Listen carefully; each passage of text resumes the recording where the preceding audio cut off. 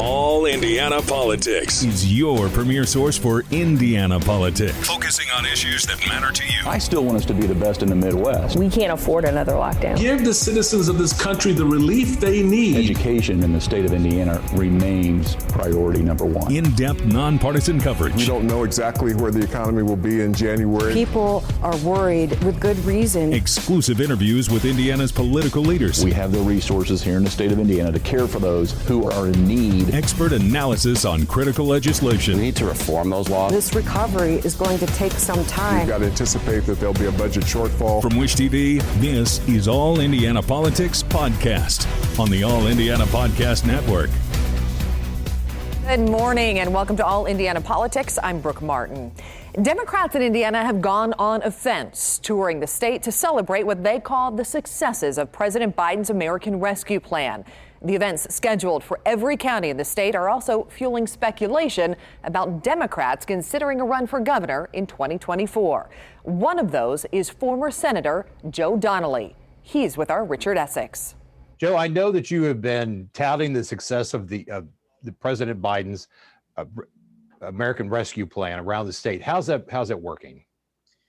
It's working really well because what I wanted to do was to make sure that Hoosiers understood that we're really on our way back, that jobs are coming back, vaccination rates are up, that we see continued growth. We are looking at approximately 6% economic growth for the third and fourth quarter.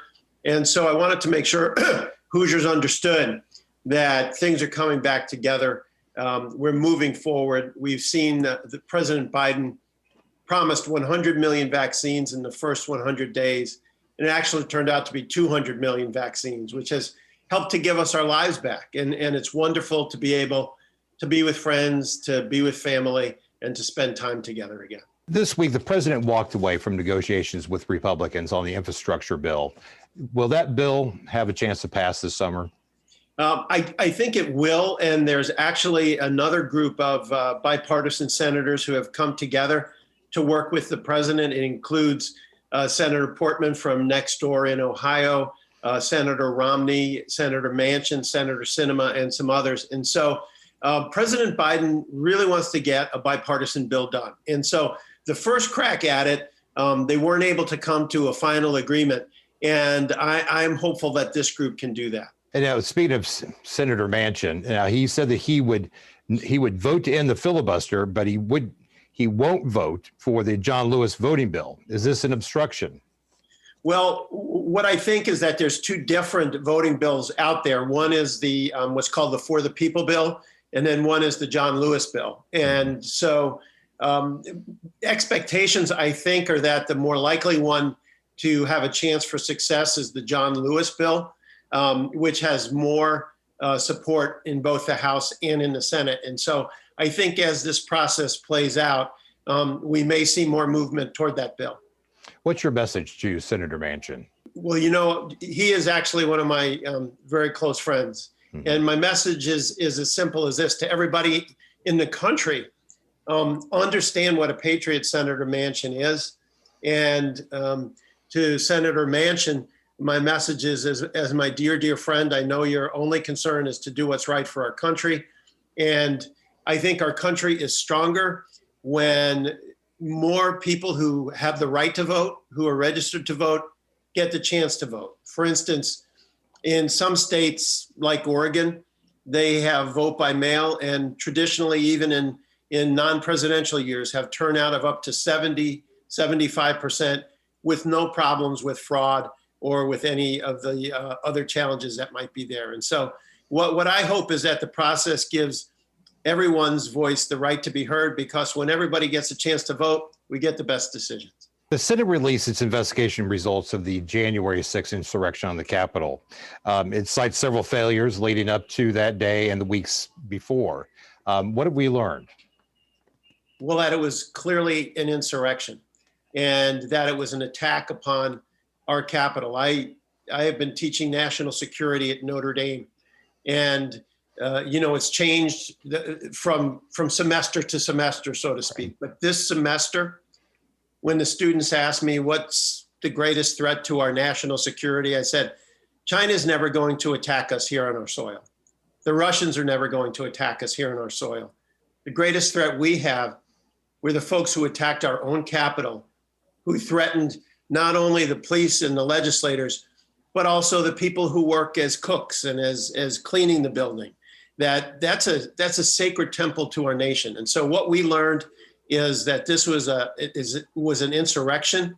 Much of it was planned beforehand, and that we need to criminally prosecute those responsible. You have been touring the state. You've been the lead Democrat at a lot of events, and it leads one to speculate, are you running for governor? Well, my only concern right now is to try to get the message out to Hoosiers about what is in these packages, the benefits that are there, the chance for our rural communities to get broadband. And so I haven't thought that far ahead. I'm just trying to help out and make sure that we can get the message out to as many communities as possible. I know we're still 3 years out from that, but it seems like the field is really starting to stack up. There's a lot of folks who'd like to be the governor of Indiana, that's for sure. It's a very honorable position and something that can make a great deal of improvement in people's lives. Senator, I appreciate it. We appreciate your time this morning. Thank you so very much. Okay. Thanks, sir. Thanks. Turning the corner in the fight against COVID-19, two of the country's leading medical experts talk decisions on the mask mandate and the new virus threat to the nation.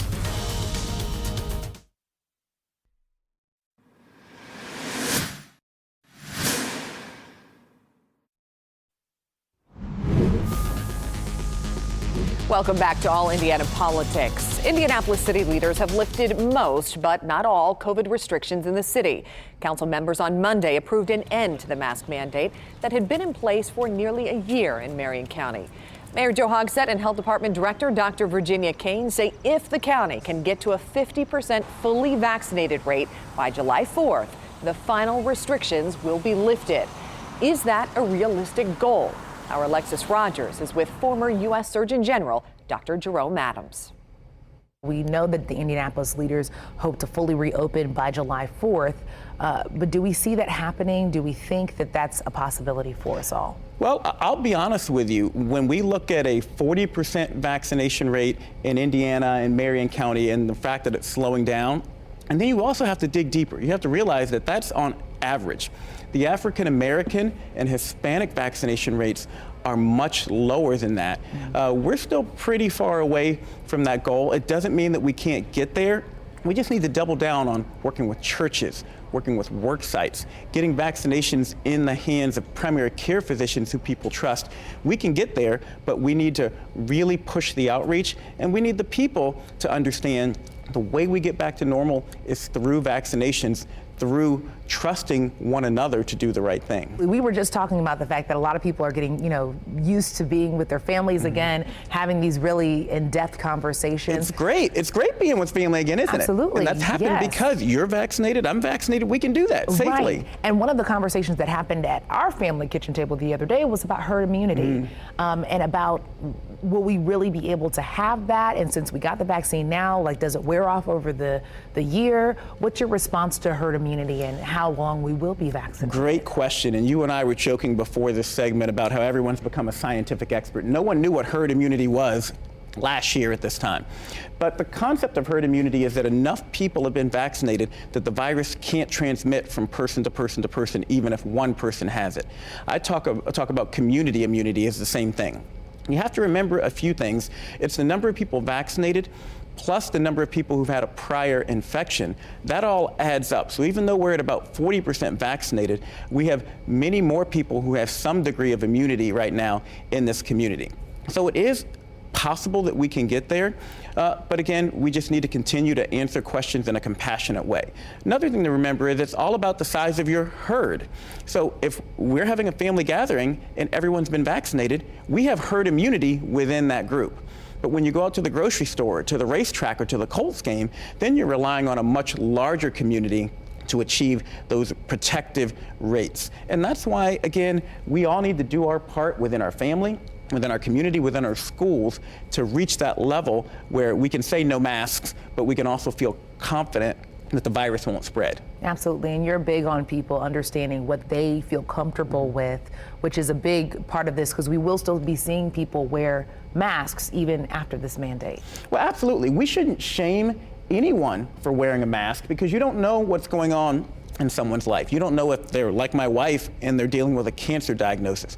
You don't know if they're like my nephew and they're someone who's too young to get vaccinated but has asthma. Again, the best thing we can do is get vaccinated, but remember, not everyone can get vaccinated, and not everyone's going to make the choice to get vaccinated. So we're going to continue to see mask wearing for a while yet, while we get to a point of herd or community immunity, and while we see these viral spread rates continue to go down. Well, I know that we will continue to have this conversation. Thank you so much for hanging out with us, because it's important to continue educating ourselves and others about this. Thank you for helping me get the facts to the people, because it's okay to have questions. It's not okay to let misinformation lead you into making an unhealthy choice. Dr. Jerome Adams, thank you. Thank you. And we welcome in Dr. Cameron Webb, the Senior Advisor for Equity on the White House's COVID-19 Task Force. Dr. Webb, good to see you. Thank you for joining us today. Yeah, thanks so much for having me today. I'm hearing some news about this Delta variant, scary stuff. Explain to our folks at home what it is and what we need to do to protect ourselves. Well, we've seen different variants at different points in this pandemic. What happens is, as the virus replicates, as we see more cases, we run the risk of more variants being created. And this Delta variant is the variant that's present in India. And what we found is it spreads faster than other variants. In fact, it's kind of outcompeting the Alpha variant, which we used to call B.1.1.7, that was the UK variant. It's outcompeting that variant in the UK, and it's even showed up now in over 60 countries. It's here in the United States. It's a risk because of how fast it spreads, and also because it can lead to some serious disease as well. And so really want to make sure people know about this variant so we can do everything we can to protect against it. Does the vaccination that a lot of us have already gotten protect us from this specific variant? Yeah, so we've actually looked at this, and so the mRNA vaccines, do work really well against this particular variant. So if you've had both shots of your vaccine after those 2 weeks, you have that full protection. It does work against this Delta variant, and so that's the reassuring news, right? We know that our vaccines still work against this variant. That's part of what certainly we want to tell folks today, is that certainly getting vaccinated can protect you, because as that variant, as it gets here in the United States and takes hold, we're going to see it outcompete B.1.1.7 or the Alpha variant just the same as it's happening in other countries. And so it's so important for folks to start today to make sure they have the immunity in place before that happens. Good information. Dr. Webb, thank you for taking some time on a very busy afternoon. Thanks for having me. Can Congress come to an agreement on an infrastructure deal? Should it? Our political team talks that and more next on All Indiana Politics.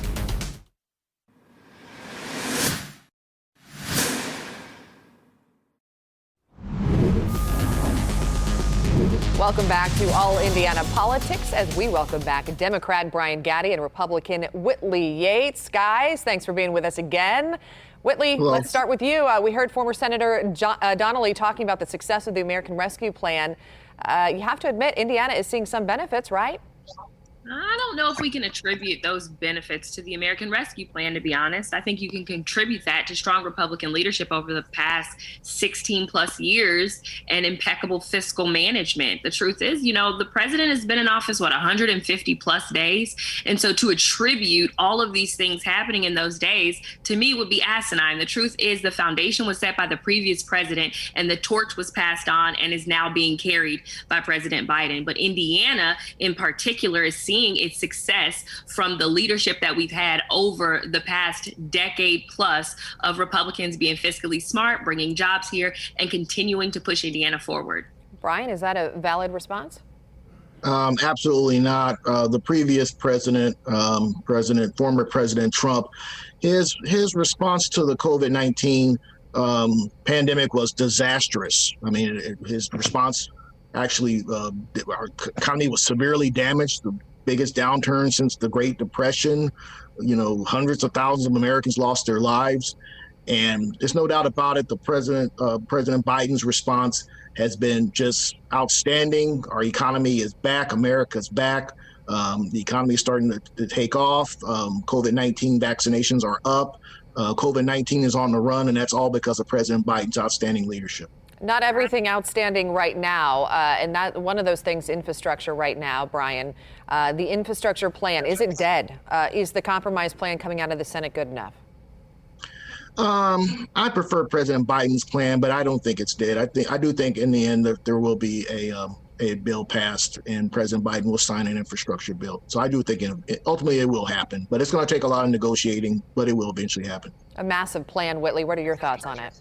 I think that the current infrastructure bill is just really a bill that's a Trojan horse for everything else. If we actually get an infrastructure bill that focuses on infrastructure as we knew it before President Biden became president, I think that we'll be good to go. Indiana has a fantastic infrastructure plan that is fully funded, and I would love to see the nation on that same path. Do you think that it should be state by state as opposed to federal? I think that we need the federal investment, to be honest. I think we need that federal investment, but we don't need to pack it with things that have nothing to do with infrastructure just to get it through. I mean, it's the pork for me. It's the pork for me. Could any tax increase pass with Republicans in Congress, Whitley? I mean, right now, there's like a 5% tax on goods that, like, goods and services have gone up 5%. Gas is out of control. I mean, I honestly feel as though we don't need to be raising taxes as we're attempting to come back, and not the great American comeback that Brian was just talking about. Right now, like, our goods are high. They're trying to increase 28% taxes on corporations. I don't think right now what we need to be doing is increasing taxes. We need to allow people to get back into the rhythm and to start making money again and to start going back to work and all of these other things before we hit them with taxes. I don't think that is the answer. Whitley has a point, Brian, with gases, inflation rising. Is President Biden to blame here? He's definitely not to blame. And when we talk about raising taxes on whom? I don't think the average working man or woman should have their taxes raised. But corporations, they definitely need their taxes raised. They have not been paying taxes. Many of them still, as I stated one time in a previous debate with Whitley, many of them don't even pay taxes. So the average small or mid-sized business or average worker should not have their taxes raised. But corporations, they can pay a little bit more if it means putting Americans back to work. But again, is inflation, who is to blame for this inflation for the gas prices? Definitely not President Biden. I mean, it's just a lot of, who's ultimately blame? I would say the previous president, President Trump, because of his disastrous stewardship of the economy. So you just got to keep in mind, everybody, a lot of what President Biden is dealing with is the disastrous stewardship of our country from President Trump. So I would definitely say that President Biden is not to blame for the things you're talking about with the economy. In fact, the economy is coming back. People are going back to work. The economy is turning around. Like I said earlier, the COVID-19 numbers are down. President Biden is doing a great job. Whitley, you're shaking your head.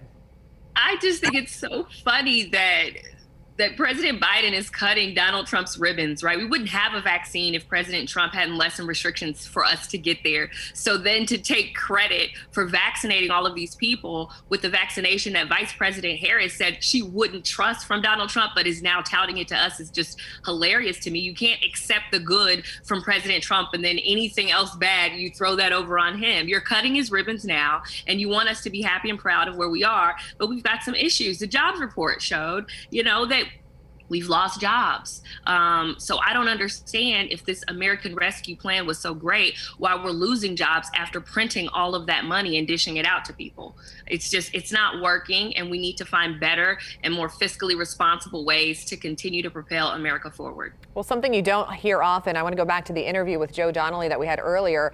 He called Senator Joe Manchin a patriot and defended his decisions in the Senate. Brian, that's not a position you hear often from Democrats.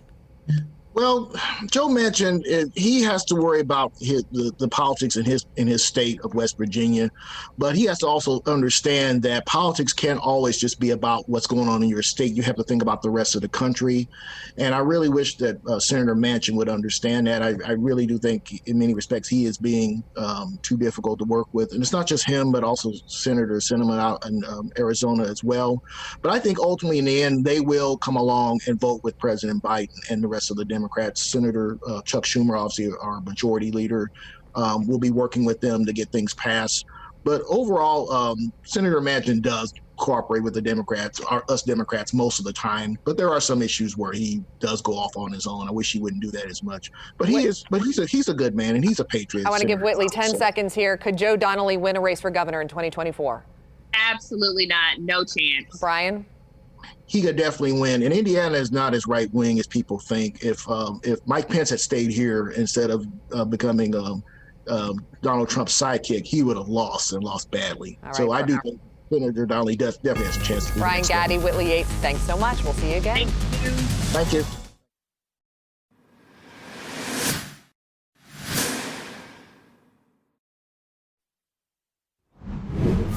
Thanks so much for joining us for All Indiana Politics. We'll be back here next Sunday morning at 9:30. You can also find our brand new All Indiana Politics podcast, part of the All Indiana Podcast Network at wishtv.com. Have a great rest of your weekend.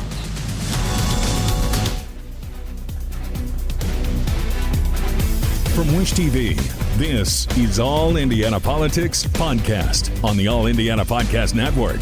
Watch All Indiana Politics live Sunday mornings at 9:30 on Wish TV and at wishtv.com. Subscribe to this podcast and listen weekly here on the All Indiana Podcast Network. And be sure to discover even more great podcasts at allindianapodcastnetwork.com.